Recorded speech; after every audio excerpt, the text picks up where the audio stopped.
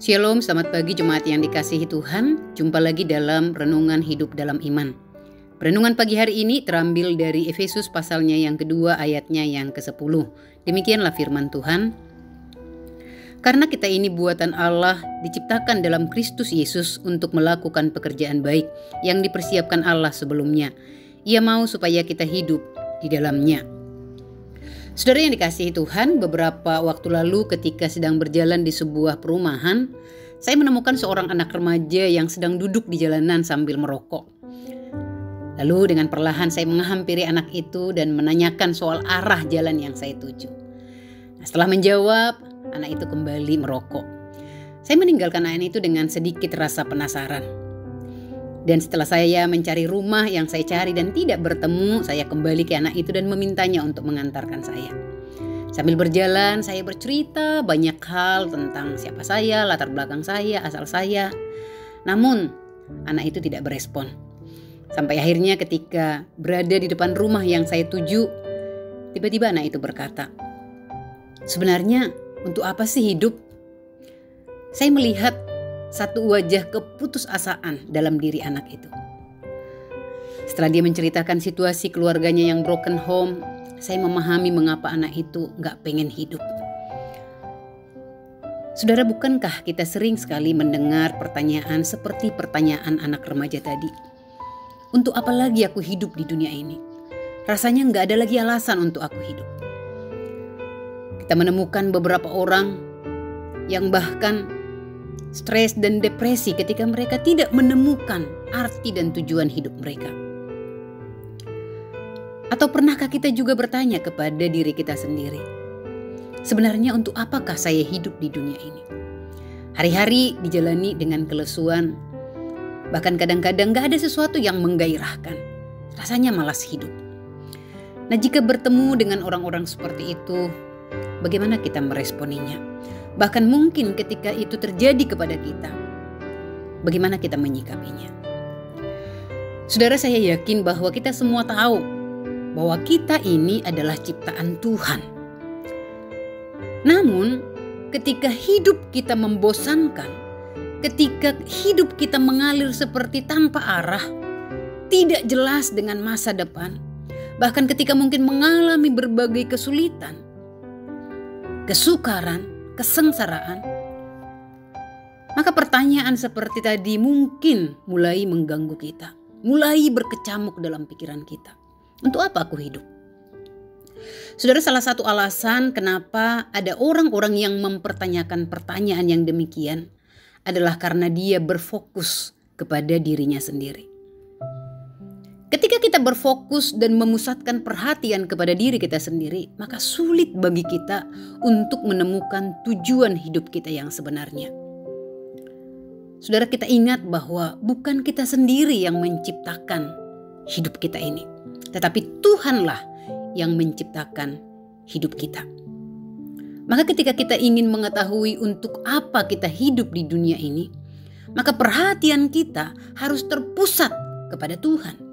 Karena segala sesuatu harus dimulai dari Tuhan. Kita ada bukan karena kebetulan, atau karena kesalahan, atau karena kesialan, apalagi kecelakaan. Kita ada karena rancangan Tuhan.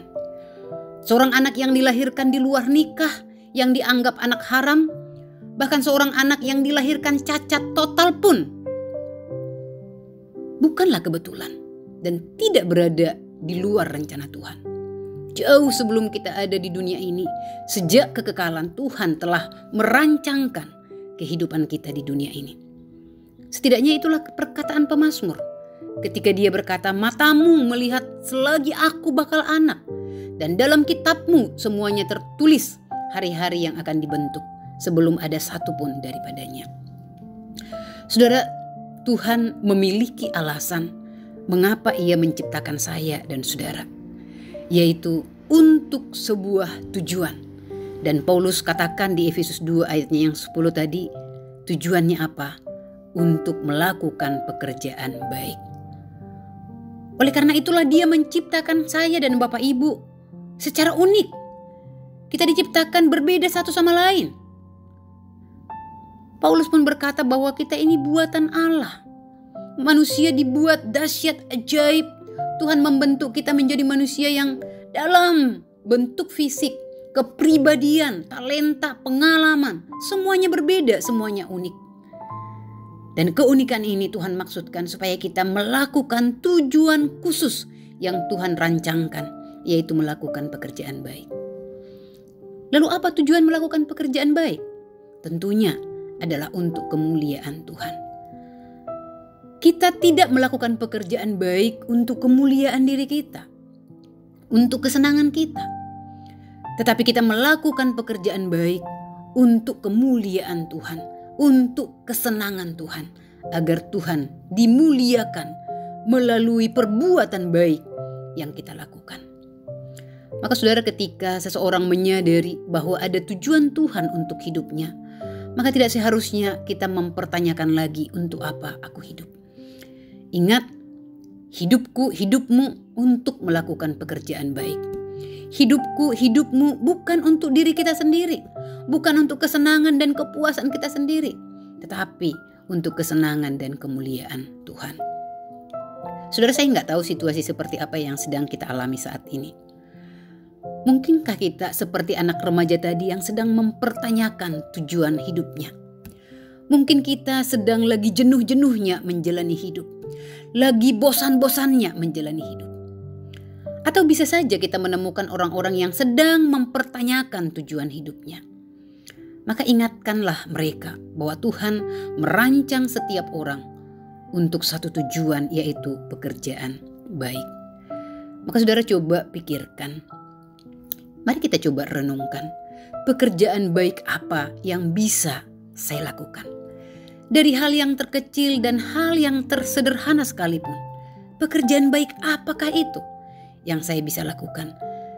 Karena dengan melakukan itu, maka kita bisa menemukan tujuan hidup kita, tujuan Tuhan merancang kita di tengah-tengah dunia ini.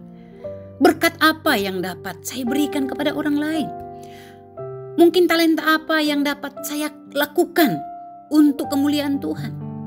Pengaruh-pengaruh baik yang seperti apa yang dapat saya tularkan kepada orang lain? Mari saudara, di sepanjang hidup kita ingin melakukan pekerjaan baik yang Tuhan telah rencanakan. Maka disitulah letak kepuasan hidup kita. Di sanalah kita menemukan ada satu kenikmatan, ada satu kepuasan. Karena kita melakukan satu pekerjaan baik untuk kemuliaan nama Tuhan. Karena kita tahu bahwa kebahagiaan tertinggi kita itu ada ketika menemukan dan melakukan pekerjaan baik yang Tuhan rencanakan dan rancangkan untuk hidup kita. Mari kita berdoa. Tuhan, terima kasih, kami bersyukur Tuhan sudah boleh mengingatkan kami pagi hari ini bahwa Tuhan mempunyai rencana dan rancangan tujuan yang baik untuk hidup kami. Maka tolonglah kami Tuhan agar kami menjalani tujuan Tuhan di dalam hidup kami, bukan tujuan diri kami sendiri. Dan Tuhan menginginkan kami melakukan satu pekerjaan baik yang mempermuliakan nama Tuhan. Hamba-Mu berdoa memohon pengampunan-Mu kalau Tuhan mendapati kehidupan kami, bahkan tujuan hidup kami hanya untuk kesenangan, kepuasan, dan kebahagiaan kami sendiri. Kami mungkin lupa bahwa Tuhan merancang kami ada untuk melakukan pekerjaan baik bagi kemuliaan nama Tuhan. Maka pada pagi hari ini kami memohon di dalam nama Tuhan Yesus Kristus, teguhkanlah lagi Tuhan panggilan-Mu, tujuan-Mu di dalam hidup kami. Sehingga di dalam menjalani kehidupan ini, kami tidak menjalaninya dengan kelesuan, tetapi dengan satu kegairahan. Karena Tuhan menginginkan dan merindukan kami boleh melakukan pekerjaan baik bagi kemuliaan Tuhan. Terpujilah Engkau Bapa, inilah doa kami. Di dalam nama Tuhan Yesus Kristus kami mengucap syukur. Amin. Tuhan Yesus memberkati kita sekalian.